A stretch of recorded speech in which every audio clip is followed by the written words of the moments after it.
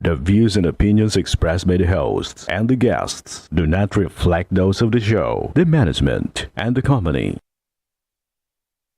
Hello, sa ako dito tamang oras mismo po ba ito? Mr. Martinez po ito. Aaksyonan po ba agad natin yan? Ora mismo. Tandaan nyo, ito yung dating airport.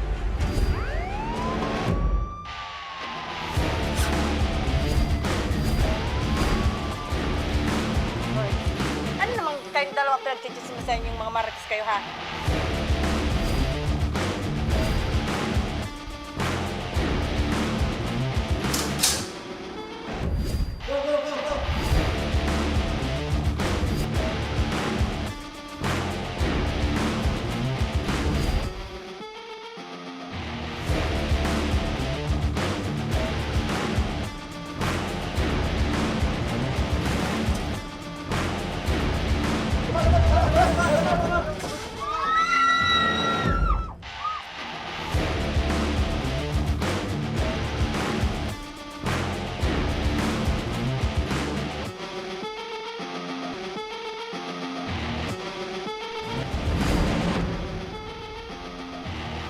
Magandang hapon sa inyong mga ka-aksyon. Live na live tayo ngayong araw ng Martes para magbigay ng serbisyo publiko.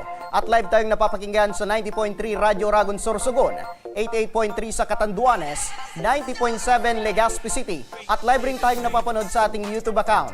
At napapanood rin tayo sa Congress TV tuwing alas 7 hanggang alas 8 ng gabi. Mula Lunes hanggang Biyernes sa Congress TV, Channel 15 sa Metro Manila at Channel 62 sa GMA For the Box.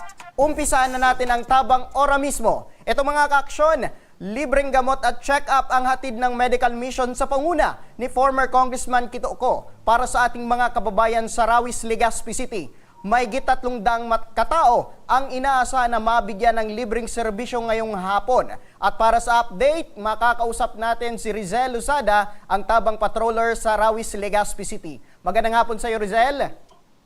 Magandang hapon, Sir Lower, at magandang hapon mga ka-action. Okay, kamusta na dyan ang nagaganap na medical mission dyan sa Rawis, Legazpi? Ay, yes. Fish kayo, Sir Lower, ang dumating ito sa cover court ng 42 Street, Legazpi City. Harapan na yung madami papunta dito. Kasama na dyan yung mga tingnan yung sitwasyon at nagbubuntis o may nagdadalang tao sila, may mga estudyante din na pumunta dito pagkatapos ng klase kasama ang kanilang mga magulang dahil na di nila nakatingnan yung tipo nila na hindi na matagal na daw na hindi pa nawawala. At kung makikita nyo sa aking libro, Sir Nomer, may mga na nakapila para kumuha ng gamot at mga Okay, Rizel, sa tansya mo, nasa ilang katao ang pumunta dyan sa medical mission? At anong oras ito nagsimula? Yes. Lampas 200 tao na sa medical mission na ito, Sir Nomer. At inaasahan na at huwag kayong mag-alala. At para sa mga beneficiaryo, huwag kayong mag-alala. Dahil kahit ng 300 beneficiaries ay matitignan pa din tayo ng doktor para sa mga taga-Rawis dyan, pumunta na kayo dito over court at magpatingin na, samantalahin nyo na itong medical mission na ito. Nagsimula itong medical mission na ito, Sir Nomer. Sandali lang, Rizel, naririnig mo ba?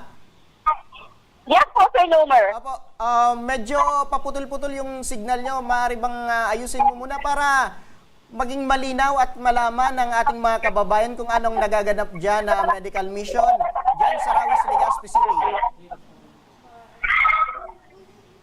Hello, Sir Nomer? Okay na ba yung signal mo? Medyo kasi kanina, paputol-putol yung signal mo, hindi maintindihan. Para mas maganda, para pag okay na yung signal mo, para maintindihan ng ating mga kababayan kung anong serbisyong hatid ni former Congressman Kito Oco dyan sa Rawis, Legazpi City.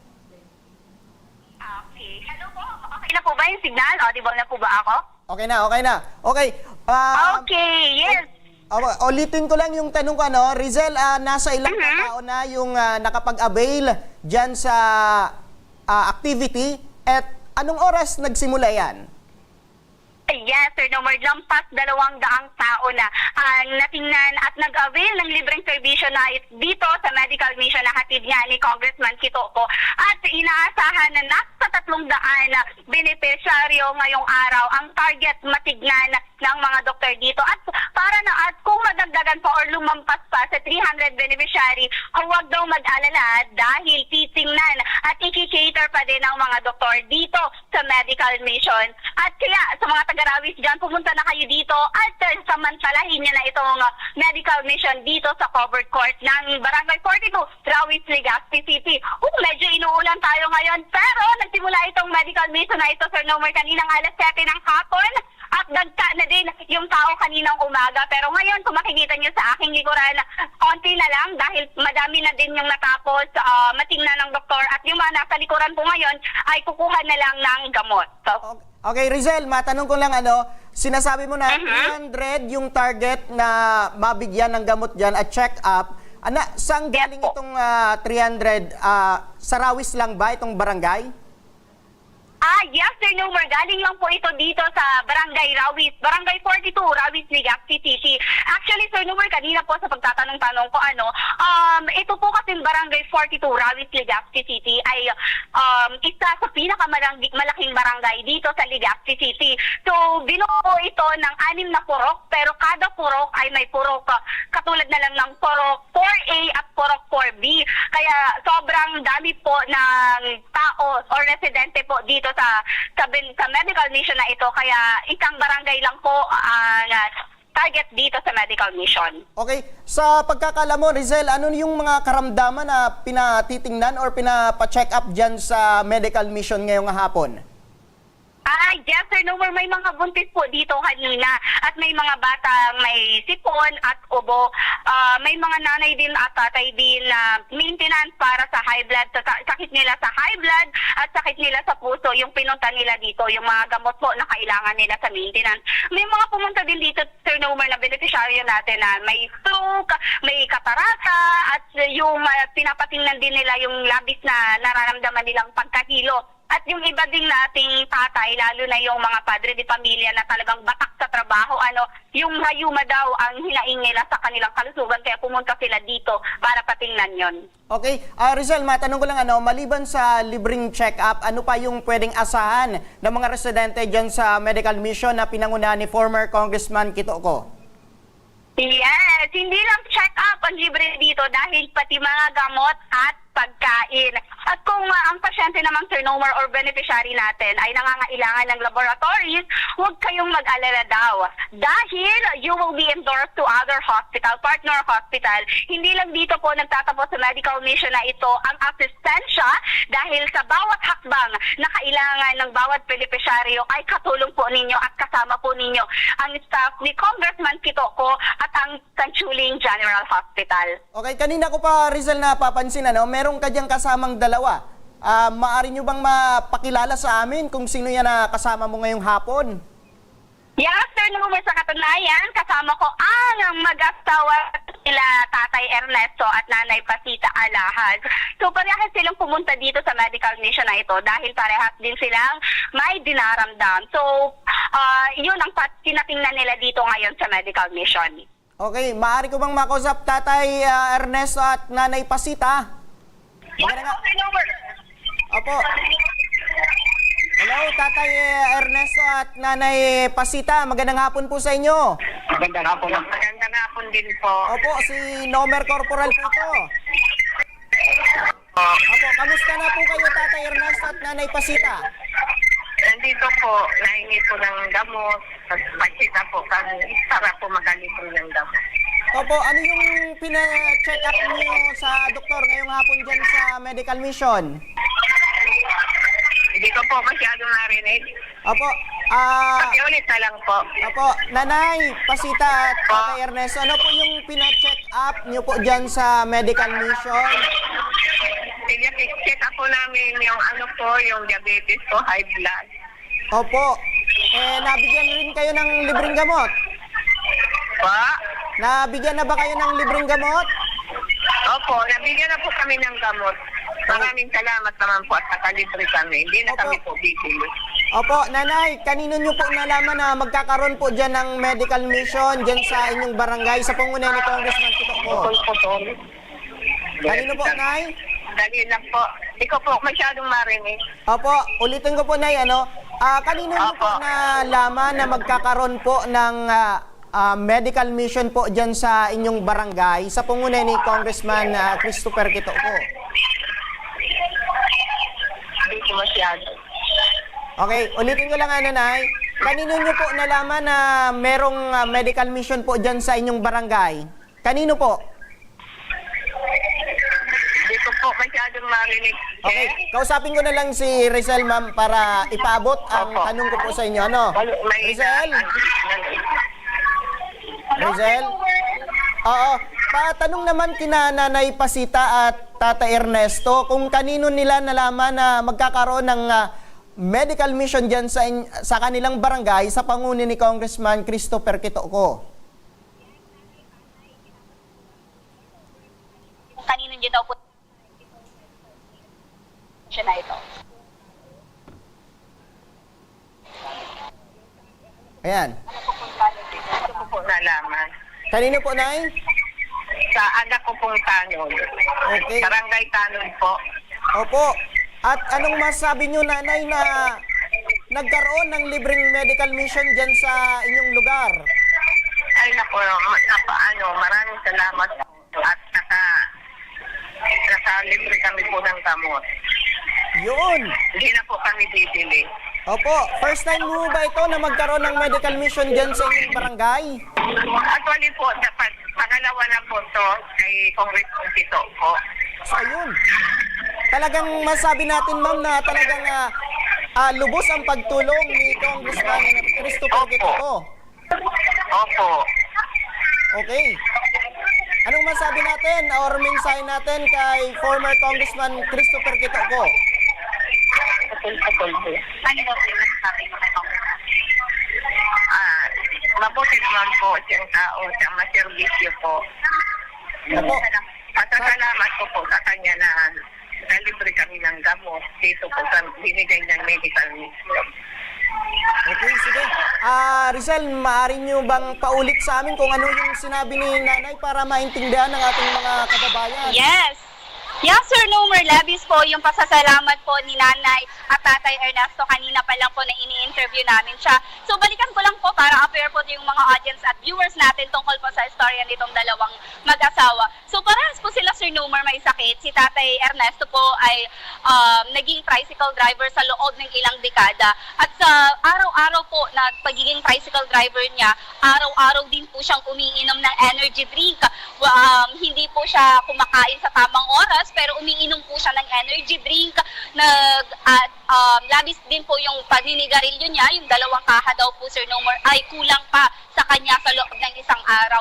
At lagi din siya, Sir Nomer, umiinom gabi-gabi. Kaya ngayon, Sir Nomer, pinatingnan niya dito sa medical mission yung kidney niya dahil diagnosed po siya ng chronic kidney disease stage 4. Ngayon, Sir Nomer, kailangan niya po, labis niya pong kailangan ng maintenance, pang-maintenance po na gamot para po mabawasan na yung pananakit ng kidney niya dahil kapag hindi daw po siya nakakainom ng gamot niya para sa maintenance, labis po yung nararamdaman niyang sakit. So ngayon po, pumunta siya dito sa medical mission para po samantalahin na yung libreng gamot at libreng check-up nga. And pagkatapos niya pong matingnan, successful po dahil nakakuha po siya ng 6 na klase ng gamot na makukonsume niya po sa 3 buwan.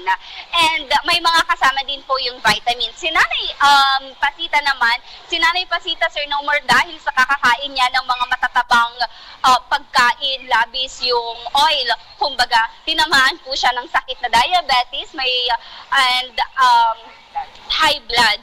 And kagaya po kay Tatay Ernesto, maintenance din, pang-maintenance po na gamot din yung kailangan niya. At nakuha niya din po yun dito sa medical mission. And eto po, Sir Nomer, ililip po yung cellphone para po mas makausap niyo po at mas malaman po at mas marinig po ng bawat Bicolano yung pasasalamat po nitong mag-asawa. Eto, Okay. Nanay. Hawakan niyo na po. Sige, Nanay, anong masabi natin na nagkaroon tayo ng medical mission dyan sa inyong barangay? Sa medical mission dahil ilang buwan pong maiinom tong binigay niya sa amin na gamot. Kasi pare po hindi na kami kabili dahil wala naman po kasi kaming trabaho na Opo, hindi naman umiinom na si tatay, ano? hindi ko marinig. Hindi na umiinom si tatay. Kasi bawal na, no? Yun din, hindi ko marinig din. Hindi daw marinig ni nanay. Opo, Ano po ba yung katanungan niya, Sir Nomer? Oo, patanong naman na hindi na ba umiinom si tatay? Tatay, di ka na daw ba umiinom? Hindi na. Oo. Hindi na ako umiinom. Yan, tama yan, Tubig lang tatay. ininom ko. Opo. healthy- Pero mamaya daw iinom daw siya ng cobra. Hindi na. Hindi na rin. Oo. Bawal na yan, tay. Healthy living na dapat tayo. Tatay? Maraming salamat po sa binigay ng gamot ni Congressman ko. Ito. Salamat po. Oh, yan, tatay, ha. Dapat healthy living na dapat tayo. Para maiwasan natin ang mga ganitong sakit. Okay man po. Okay. Sige. Maraming salamat po sa inyo, Tatay Ernesto at Nanay Pasita Alahas. At balikan ko si Rizel. Rizel, hanggang anong oras pa itong medical mission dyan sa Rawis, Legazpi City? Mahina po. May na. Hindi niya masyado. Okay, Sir Nomer, pasensya na pero medyo mahina na din yung pandinig ni tatay. Dala na din ng iba-iba niyang sakit. Pero yes po, may katanungan pa po ba kayo, Sir Nomer? Wala naman, Rizel. Sa'yo na lang. Siguro hanggang anong oras pa itong medical mission dyan sa Rawis, Legazpi City?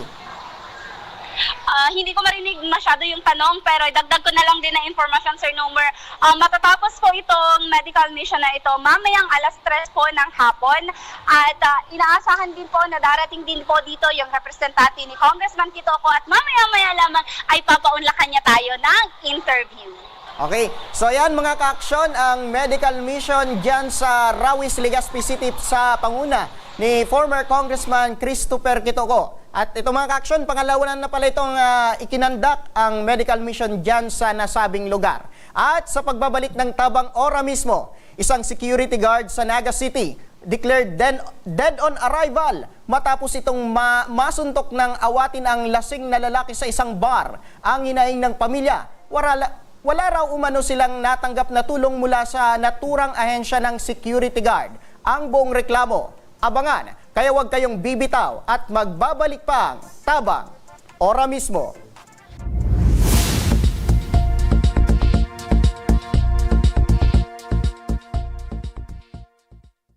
Marahin aldaw sa Indo Gabos. Ang aldaw na ini ay para sa Indo, para sa tuyang mga kababayang Bicolano na nangangaipuhan kan kalinga, asin manlain-lain na medikal na serbisyo. Ini po ang sa tuyang dalan para makapaghatod kan serbisyo maski guraano ini karayo o karani ang sa indong kinamumugtakan. Ang Tarabangan Caravan ay sarupong inisyatibo kanako Bicol Party List na igwang layunin na darahon ang serbisyo medikal asin dental direkta sa saindong mga komunidad. Aram po niya to na daigabos may kakayahan o pagkakataon na makaduman sa ospital o klinika. Kaya't kami na po ang nagrarani sa Indo. Kaibahan ang matitibay na doktor, dentista, medical personnel, asin mga volunteer kan ako Bicol Party List. Libre po gabos ang serbisyo medikal, dental, laboratory, asin mga bulong. Wala po kamo na dapat ihadit sa gastusin taini ay para sa indong kalusugan. Kaiba taman po ang satuyang programa ang libreng gupit asin masahe para sa satuyang mga kababayan. Maliban digdi, may local recruitment activity man kitangunyan. Ini po sarong biyaya para sa satuyang mga kababayan na nag-aanap kitrabaho. Sana po ay makatabang ini sa Indo. Tangani, makaanap ki mga bagong oportunidad para sa indong pamilya. Mga kababayan, buya ko pong ipaabot sa Indo na ako Bicol Party List permi yaon para sa Indo. Sadto ngunyan asin sa maabot. Kami po ay padagos paglilingkod sa bawat Bicolano. Kami po ay nagpapasalamat sa saindong padagos na suporta. habang yaon ang suporta kan kada Bicolano sa Ako Bicol Party List. Padagos po niya to dadarahon ang mga programa na direktang nakakapiktar asin nakakatabang sa Saindugabos. Sa giraray, dakulaw pasasalamat po sa indong pagtangkilig asin pagtitiwala naway padagos niya tong ipangaji ang mga kalusugan asin kaligtasan kang bawat saro. Padagos po kitang magtarabangan asin magkasararo para sa mas malusog asin masiglang Bicolandia. Nakulang salamat po asin maray na aldaw sa Indogabos.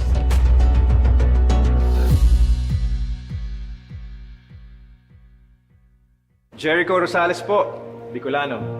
Ngunyan takaypuan, kitabang at kasurog sa edukasyon, sa kalusugan, at kabuhayan sa panahon ning sakuna. Ang Ako Bicol, katabang at kasurog ta sa pagtaoki scholarship sa mga aking nanangangaypuan. Katabang at kasurog ta sa kalusugan, kasurog sa pagpasar ni Eddie Garcia Lo. Bilang ermano ng bawat Bicolano, ang imuya kong party list may plano. Kaya ang suporta ko sa Ako Bicol.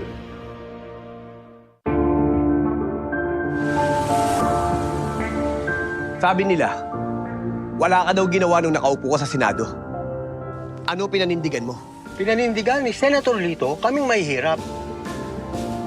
Binigyan niya kami ng libreng tulong legal para umunlad. Gagawin ko ang lahat para magbayad sila. Kot! Ang sabi nila, artista ka lang. Ano bang magagawa ng isang action star? Marami nang nagawa si Senator Lito. At ang isa dito ay yung pag-aksyon niya para sa kapakanan naming mga manggagawa. Ang sabi nila, hindi ka daw nakapagtapos sa pag-aaral. Paano mo kami matutulungan? Hindi nga siya nakapagtapos, pero ginawa niya ang lahat para kami ay makagraduate na! Ilan lang yan sa maraming nagawa ni Senator Lito Lapid. Lito Lapid. Lumanas ka man ng hirap. Lahat ng sabi-sabi sa'yo, inaksyonan mo. Kung ako'y nakaahon, kaya nyo rin. Kaya natin lahat lumaban at umunlad. Tatak Lingkod Lapid, Supremo ng Senado. Lito Lapid, number 35 sa Balota. Lito Lapid! Lito Lapid! Lito Lapid!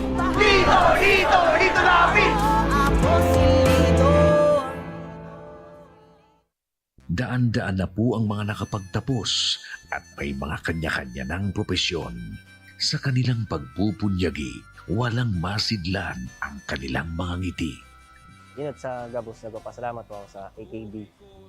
Gusto ko lang po magpasalamat sa Ako Bicol sa opportunity na tigtatao po arag po sa kuya na estudyante. Dahil naandyan lang, katuwang lagi, Ako Bicol, katabang na, kasurog pa. Hindi rin nagpahuli sa pagtugon sa mga pangailangan ng ating mga healthcare workers at mga frontliners. Sa simula pa lang nitong pandemya, hanggang sa ngayon, walang humpayang pagtulong. Ay, nagpapasalamat po ako sa pagtaon ng tabang hali sa Ako Bicol Party List. Salamat kong dakula sa duwang congressman. Tayo nakakatabang sa muya sa gabi. Maaasahan, Ako Bicol, katabang na, kasurog pa. Tucked away in the province of Albay, known for its perfectly shaped Mayon volcano, Misibis Bay Resort, a locally owned 5-hectare private island resort. The resort is ready for all those looking to balance tranquility and adventure. This tropical destination is where guests can either choose to relax under the palm trees or have an adventure under the sun. It features modern and luxurious rooms and villas, recreational facilities, and sophisticated services.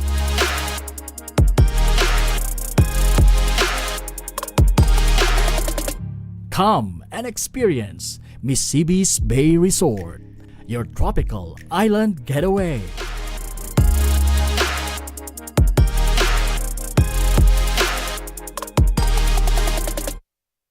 Problema sa tubig, agarang binigyang solusyon.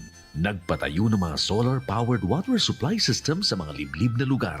Libre, malinis at maaasahang supply ng tubig 24/7. Dako lang ng pagpapasalamat niya mo. Dahil may ikamalilingan habang kami nabubuhay. Nakulaon nining tabang para sa gabos na tao digdi. Salamat po. Para sa ating mga kababayang nasa laylayan, Ako Bicol, katabang na, kasurug pa. Libo-libo na ang mga nabigyan ng tulong medikal. Bata, matanda, kahit sino man, lahat ng mga may karamdaman, may maaasahan. Nagpapasalamat sa Ako Bicol Party List. Hindi po namin makakalimutan ang tulong na dinala ninyo dito sa aming bayan. Maraming salamat po.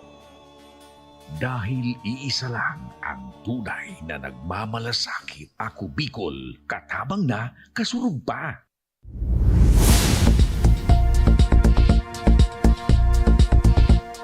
Nagbabalik ang tabang. Ora mismo. Balikan muli natin si Rizel Luzada, ang ating tabang patroller, live sa medical mission dyan sa Rawis, Legazpi City.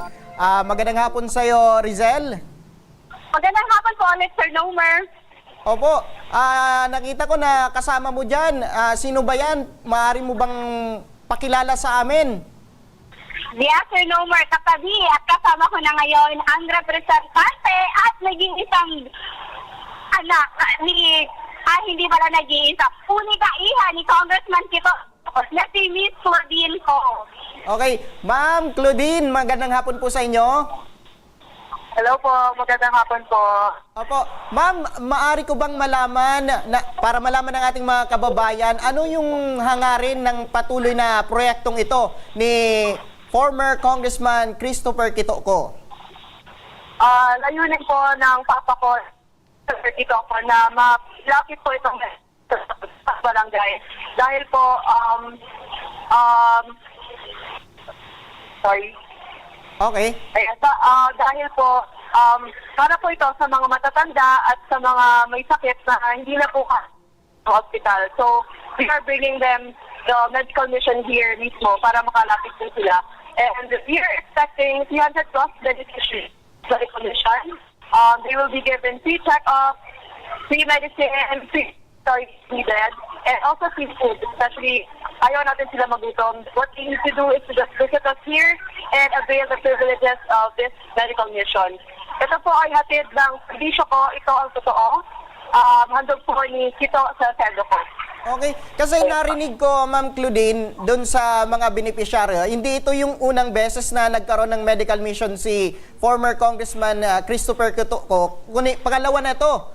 Talagang binibigyan pansin ni former Congressman Christopher Kitoko ang kalusugan, especially dyan sa mga barangay dito sa Albay na labis ang pangangailangan. Kumbaga hindi na bibili ng mga gamot, kundi libre na makukuha nila dito sa ikinokandak na proyekto ni Christopher Kitoko.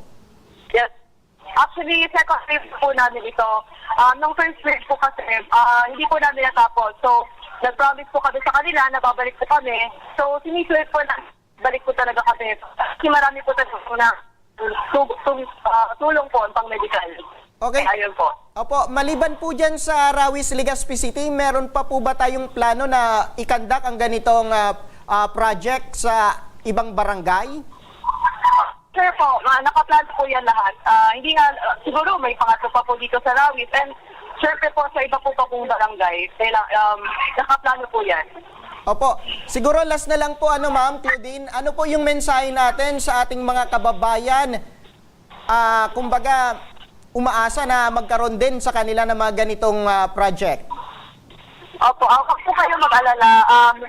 Sinabi ko nga po kanila, layunin po ng aking ama na si Christopher na mailapit po itong medical mission sa bawat barangay. So, pupuntahan po namin yan at mga barangay nila. Huwag sila mag-alala.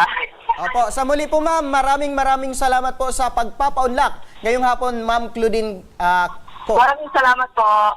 Ayan, mga ka-aksyon, ang anak ni former Congressman Christopher Kitoko na nanguna rin sa medical mission dyan sa Barangay Rawis, Legazpi City. Samantala, ito mga ka-aksyon, declared dead on arrival ang isang on duty na security guard sa Naga City matapos itong suntukin ng isang lasing na lalaki sa isang bar. Ang reklamo ng pamilya, wala man daw ginawang aksyon at tulong ang agency nito. Mula sa Naga City, makakausap natin si Rowelyn Adjoba, ang panganay na anak ng namayapang sikyo na si Howell Adjoba. Magandang hapon po sa inyo, Ma'am Rowelyn. Opo, magandang hapon po sa inyo, ma'am.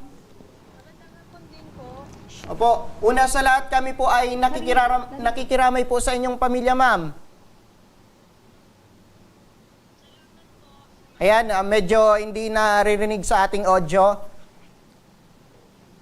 Ayan, balikan natin mamaya si Ma'am Rowelyn Adjoba, ang anak ng namayapang sikyo dyan sa Naga City matapos na mapatay ng isang lasing na nag-amok dyan sa isang bar sa Naga City. Panoorin muna natin na ipinadalang panawagan ng pamilya. Ako po si Rowelyn Adjoba, nanawagan po sa Indo na matabangan po nindo kami dahil po duman sa tig-post ko, duman po sa issue ko, kato pong paggagalan po kang papa ko. Mayo pong mga hulog po sa SSS niya, sahod niya po below minimum po, night differential po, si overtime po kang papa ko, may pong 13-month pay. Tapos po ang agency niya po, day po nag-asikaso, day po nag-ano sa muya. Nag-urulay na po kami sa NLRC po at saka sa PAW. Sinubukan po kami ng pagkaayuson, pero dahil po matagas po sinda. Dapat po mismo ang magsabi na magkaso po kami, na magkarasuhan na lang dapo. Si rights po, kang ano po ni Papa, kang nagadan po siya. Funeral po, sagot po ninda to, tanagadan po si Papa, nasa oras ning trabaho, pero hanggang ngunyan po, dahil po sinda nagtataw ni piso po, mayo po sindang tinawag. Gusto ko po maghagad ning tabang para ma-actionan na din po agad-agad. So yan mga ka-aksyon, grabe yung naranasan ng pamilya. 3,000 pesos lang ang binigay ng agency sa namayapang pamilya nitong sikyo dyan na namatay matapos na masangkot or umawat lamang at nabugbog nitong lasing na nag-amok dyan sa isang bar sa Naga City. Ayan, patuloy tayong kinakontak ang anak ng namatay o namayapang sikyo dyan sa Naga City. Hello po, ma'am. Medyo nawala talaga yung audio. Hello po, ma'am. Medyo okay na ba yung audio natin?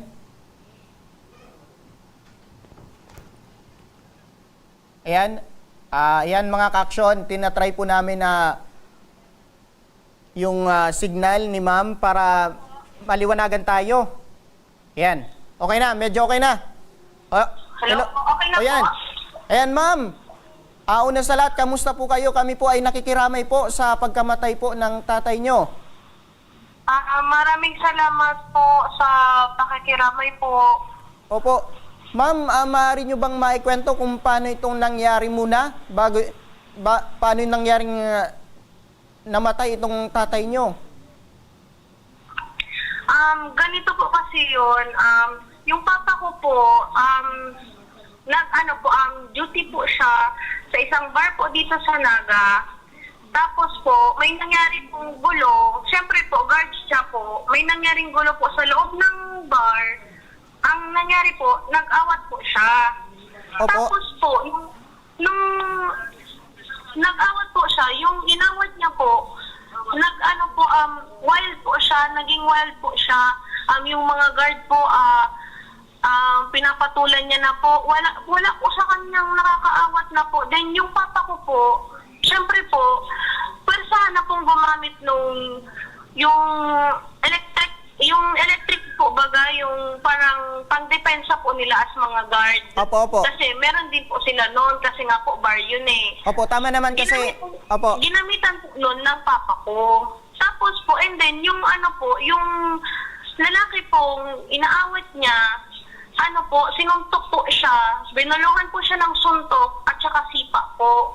Tapos yung papa ko po, makikita sa CCTV na hinihimas niya na po yung pisngi niya po kasi po nararamdaman niya na po yung sakit po nung pagsuntok. Yung pagsuntok nga po sa papa ko, ano po, yung ngipin niya po na ano po yung na-crack po yung ngipin ng papa ko dahil po sa lakas po ng persa ng pagsuntok. Opo. Ngayon po, yung naangkat na po yung lalaki pong nag-aamok ng away doon sa bar ng pinagtatrabahuan ng papa ko. Opo. Nung nagkalma-kalma na po yung sitwasyon, dumating na po yung pulis galing sa Station 5 po ng Naga. Tapos po, nung dumating na po yung dalawang pulis na nagresponde, naging wild na naman po ulit yung lalaki po. Tapos po, yun na po yung pulis nga po, hindi kinaya yung lalaking yun kasi nga po, based din po sa observation, parang hindi lang po tama yung alak, yung nasa influensya nung katawan nung lalaking yun. Okay. Yung inawat po ng papa ko. Tapos po, yung pulis po na, yung process po nila, na ano pa po, na anong tawag mo, nasira pa po yung posas nung lalaki. Ang ginawa po ng papa ko, tinulungan niya po yung dalawang pulis kasi nga po, hindi kaya. Alam mo po ba yung pag nagre-raid po baga, yung kailangan pong padapain para pusasan ulit kasi nga po, natanggal yung posas. Yun yung pong ginawa ng papa ko. Makikita po yun sa sa CCTV footage po, na talaga yung lalaki po, nagpupumiglas talaga po, matapang talaga po siya. Opo, tama naman kasi yung ginawa, ma'am, ng tatay nyo kasi nasa duty pa siya nung mga oras na yon. Po? Opo, tama naman yung ginawa ng tatay mo kasi siyang yung na duty nung mga oras na yon. Ito bang tatay nyo, ma'am, may katanda na po ba ito kasi sa suntok namatay itong tatay nyo? Ano po, si Papa, 48 pa lang po. 48 years old. Opo. Ang papa ko po, matangkad po siya na malaki po. Matagal na ba yung tatay mo na nagtatrabaho dun sa bar na yun, ma'am? Opo, na po, 2 years and 4 months na po. Okay, itong pangyayari dun sa nanay nyo, paano hinarap ngayon ng nanay mo itong pagkawala ng tatay mo? Siyempre po, nahirapan po kami sobrang, yung nanay ko nga po, dahil po nakaburol yung papa ko, iniwan niya po kasi po, naghingi po kami ng tulong sa DSWD, sa City Hall po ng Naga, humingi po kami ng tulong kasi nga po, yung mama ko lang po, yung may ID po. Okay. Kahit po nakaburol yung papa ko, iniwan niya po, naglakad po kami para po mabawas-bawasan yung bayaran namin po sa funeral po. Opo, yung nanay nyo, anong yung trabaho niya? Sa ngayon po, wala pong trabaho si mama ko. Okay, so ibig sabihin, yung tatay mo talaga yung inaasahan sa inyong pamilya? Opo, opo. Ilan ba kayo magkakapatid? Nag-aaral po ba kayo? Lahat? 5 po kami, 4 po yung nag-aaral. Ako po, nag-stop po ako. Okay, so ang yung 4, sana ba to? Nasa senior high ba? College student? Yung dalawa po, senior high, graduating. Yung isa po, grade 6. Yung isa din po, yung bunso, grade 4 po. Okay, nung mga araw na yun, ma'am, nang mangyari itong krimen, kinausap ba kayo na agad ng agency ng tatay nyo na maaaring maipaabot na tulong mula sa kanila? Wala po. May inaasahan ko nga po na matutulong sila sa amin kasi nga po, hindi naman po within the day nakipag-contact sa amin sila eh. Pero nag-contact po sa amin yung secretary, sinanong po kung kailan po yung leaving ng papa ko. Nag-reply po ako doon, nagsabi ko, March 7 po dapat yung leaving, kaso naurang po ng 11 kasi nga po, hindi pa po kami fully bayad doon sa funeral po. Tapos sinin lang po ako, wala na pong response. Inantay po namin sila. Okay. Ma'am, matanong ko lang, sino yung nakausap nyo mula sa ahensya na 3,000 pesos lang ang ibibigay nila bilang tulong? Tama po ba? Opo, ma'am. Opo, sir. Opo. Sino yung nagsabi sa'yo na 3,000 lang daw yung maibibigay nila? Anong yung pakasabi nila na, eto, 3,000 lang ang mabibigay namin? Yung secretary po mismo ng Mansonic Security Agency. Okay, anong yung pakakasabi niya sa inyo, ma'am? Ang sabi niya po sa amin, yung kaya lang daw po nilang ibigay is 3,000 to 5,000 kasi yun lang din daw po yung halaga ng buhay ng tao. Okay, naikwento nyo ba, ma'am, na before or mangyari itong insidente, ay naka-duty yung tatay nyo? Opo, alam po nila doon po sa posto, makikita po na naka-uniform pa po yung papa ko habang nire-revive po ng mga nurse at saka doktor. Okay, so maliban dito sa 3,000 pesos na ibibigay daw sa inyo, ano pa yung mga ino-offer nilang tulong mula sa kanila, ma'am? Wala po. Kaya po napili ko na po akong mag-post kasi po wala po silang binigay sa amin mula nung nakaburol si Papa, kundi yung pong stand na bulaklak, yun lang po, wala na pong iba. Okay, at maliban doon, naibigay ba yung 3,000 pesos na sinabi nila? Hindi po, hindi po. Okay, ma'am, para sa'yo, sapat ba itong 3,000 pesos na binigay na itong ahensya ng tatay mo? Hindi po, wala po silang ibinigay po. Kahit po magbigay sila, hindi naman po namin yung tatanggapin na 3,000 po. Sabihan po kami na ang halaga ng buhay ng tao, 3,000 to 5,000 lang po. Yun yung pakasabi nila sa inyo, ma'am? Opo, opo. Opo. Matagal na ba ito? Sabi nyo, dun sa pinagtatrabawan niya sa isang bar, 2 years na mahigit itong nagtatrabaho itong tatay nyo. Maliban dito, ilang taon na siya bilang security guard? Nasa na po, 14 years na po. Sa 14 years, same agency rin yung pinapasukan niya? Hindi po, iba-iba po. Opo, dun sa agency, ma'am, sa pagkakatanda mo, mga ilang taon, ilang buwan na siya dun na nagtatrabaho? 2 years, mga 2 years na po. Okay, so mahigit na 2 years at ang kanilang ibibigay lang daw is 3,000 pesos plus itong yung bulaklak. Ayun po, opo, yun lang, yung bulaklak po, natanggap namin yun nung yung patay nga po si Papa. Talaga naman hindi sapat talaga yung 3,000 pesos kasi matagal na, 2 years na tapos 3,000 pesos lang at isang stand ng bulaklak. Opo. Opo, ito bang insidente, ma'am, itong reklamo nyo ay naipaabot nyo na ba sa tanggapan ng DOLE? Opo, nag-send na po kami ng Gmail po, to Gmail po, yung pag-send ko po sa DOLE po. So far, ma'am, meron na bang response ang DOLE? Meron po. Opo, meron naman po yung acknowledgement nga po.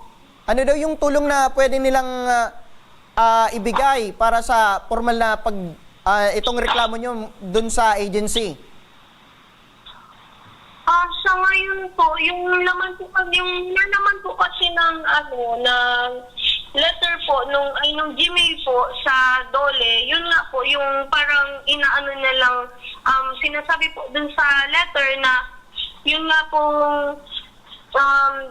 Mansonic po yung dapat hulugan nga po yung yung SSS po ng papa ko. Okay. Tapos, ano pa yung sabi, ma'am? Yun lang po. Kasi po isang letter lang din naman po yun eh. Maikli lang po. Yun lang po yung naman po. Opo. Ma'am, sandali lang, standby ka lang po kasi talagang may mali po dito sa isyong ito, Sa ating tinawagan rin ang Mansonic Security Agency sa Naga City upang maimbitas at alamin ang kanilang panig, ngunit mariing tumanggi ang kanilang ahensya na magbigay pa ng anumang pahayag patungkol sa hinaing ng pamilya ni Howell. Ayon kay Mabel Olpate, ang administrative staff, idadaan lamang daw nila sa legal at handa sila umanong harapin ang anumang kasong isasampa laban sa kanila. Dagdag pa nito ay wala daw silang pagkukulang sa pamilya ng namayapang si Howell. Balikan natin si Ma'am Rowelyn. Ma'am! Opo, kanina ma'am nakausap namin itong ahensya at sinasabi na willing naman daw silang harapin itong kaso in case na magsampa po kayo ng kaso. At sinasabi pa na wala daw silang pagkukulang sa inyong tatay. Ano yung masasabi mo dito? Alam ko po, maririnig niya po. Unang-una po, wala silang karapatan na magsabing wala silang pagkukulang kasi hindi naman po kami magkakaganito kung from the start po, hindi ganito yung mangyayari kung talagang pinanindigan din sinasabi nila po na wala silang pagkukulang. On duty po yung papa ko kahit saan po kaming pumunta na korte, alam namin na tama po kami kasi on duty po namatay yung papa ko. Wala silang karapatan na sabihan na na 5,000 lang po yung halaga ng buhay ng papa ko, ng tao.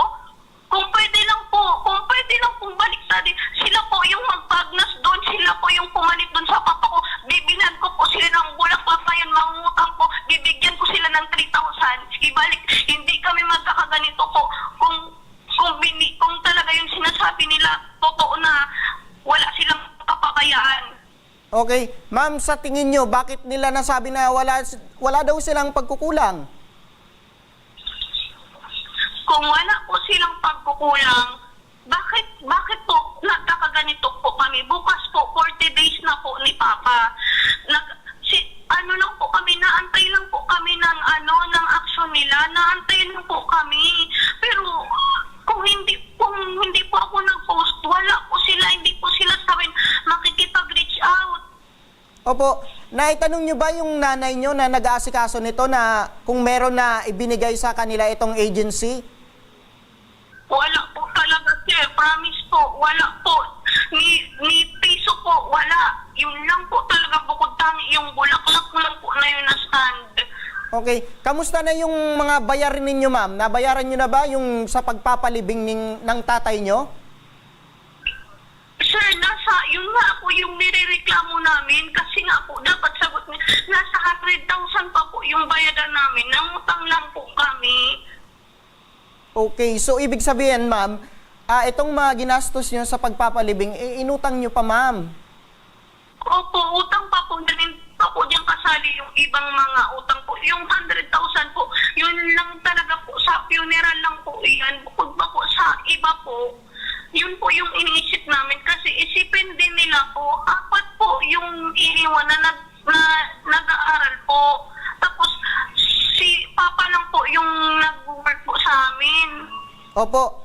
Standby ka lang muli, Ma'am Rowilyn, kasi kaya eto, agad naman tayong nakipag-ugnayan sa tanggapan ng Department of Labor and Employment Camarines Sur Provincial Office upang mabigyan ng tamang aksyon itong alalahanin ninyo laban sa Mansonic Security Agency. At ating nakausap si Ma'am Sairi Cabredo, ang Provincial Labor Information Officer. Hindi man natin siya ngayon makakausap ng live dahil sa may importante lamang silang pagtitipon sa oras na ito. Ngunit ayon sa kanya, maaari nang masimulan ng proseso ng formal na nyong reklamo at personal na din na dumulog sa kanilang opisina sa anumang oras para sa makapagsampa na ng reklamo po ninyo. Opo, ma'am, narinig niyo po, ma'am, na willing naman itong DOLE Provincial Office na matulungan po kayo sa pagsampa ng reklamo laban dito sa ahensya. Opo, kung meron ka, ma'am, na mensahe sa Mansonic na agency, ano po yun, ma'am? Ito lang po yung masasabi ko sa inyo. Alam po namin na kami yung nasa tama kahit saan po tayo makarating. Wala kayong karapatan para sabihan po kami na yung patay, yung papa ko, ginagawa namin negosyo. Kung gusto namin ng pera, magtrabaho kami. Wala kayong karapatan kasi yung hinahabol po namin dito, yung karapatan po ng papa ko, nung nabubuhay pa siya at nung namatay po siya, wala kayong kwentang agency. Kasi kung meron man, hindi kami magkakaganito, hindi na po sana umabot sa ganito yung lahat po nangyari. Kung talagang meron po kayong pagmamahal sa mga empleyado niyo po. Opo, ma'am, Nakita po tayo sa legal na proseso, kung baga po. Opo, ma'am, naintindihan po namin kayo. Para masiguro, sasamahan ka ng aming team na sa tanggapan ng DOLE Camarines Sur upang masimulan nyo na itong formal na reklamo laban sa Mansonic Security Agency dyan sa Naga City po, ma'am. Opo. Maraming salamat po. Opo, maraming salamat din po na kumbaga binigyan nyo kami ng oras at ipahatid itong hinanaing nyo po dyan sa Naga City regarding po dito sa pagkamatay ng inyong tatay. Opo, maraming salamat po. Thank you so much talaga po. Opo, sa muli po, kami po ay nakikiramay po ma'am sa buong pamilya po. Opo, salamat po. At yan ang mga natunghayan nating mga reklamo at inaing ngayong hapon at ora mismo rin nating binigyang tugon. At para sa mga nagnanais na humingi ng tulong sa aming programa, panoorin po natin ito. Sa may mga problemang legal at medikal na nais humingi ng tulong sa ating programa, maaari po kayong magsadya sa aming tanggapan sa ground floor Embarcadero de Legazpi, Victory Village, Legazpi City. Bukas po ang aming tanggapan mula Lunes hanggang Sabado, alas 8 ng umaga hanggang alas 5 ng hapon. Sa mga nasa Metro Manila naman po at kalapit na lugar, maaari po kayong humingi ng tulong sa Action Cost Center sa North Wing ng Batasang Pambansa. Magpunta lamang po kayo tuwing araw ng Lunes alas 8 ng umaga hanggang alauna ng hapon. Para naman sa mga taga Caloocan City, bukas na rin ang ating Action Cost Center sa Barangay 175, Multipurpose Hall, Caloocan City tuwing Miyerkules, mula alas 10 ng umaga hanggang alas 12 ng tanghali mga ka-aksyon. Maaari na rin po kayong magtungo sa Tabang Ora mismo Satellite Office sa Camarines Norte sa Provincial Capitol Building, Barangay 3, Daet, Camarines Norte.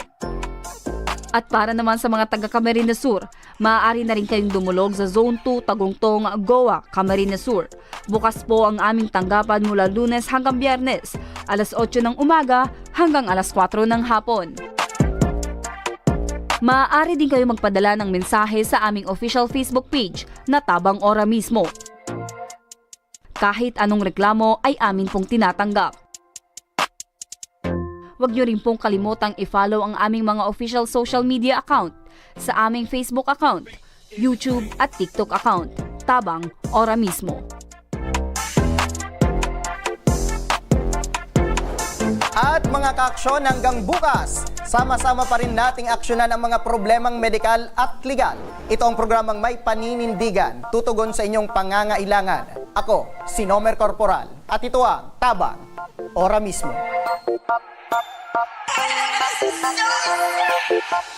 Action ko sa mga nangangailangan, action mo lahat ay dadamayan. Noon at ngayon tayo'y sinamahan, action ko patuloy na magsisilbi. Action ko sa mga nangangailangan, action ko lahat ay dadamayan. Noon at ngayon tayo'y sinamahan, action ko patuloy na magsisilbi.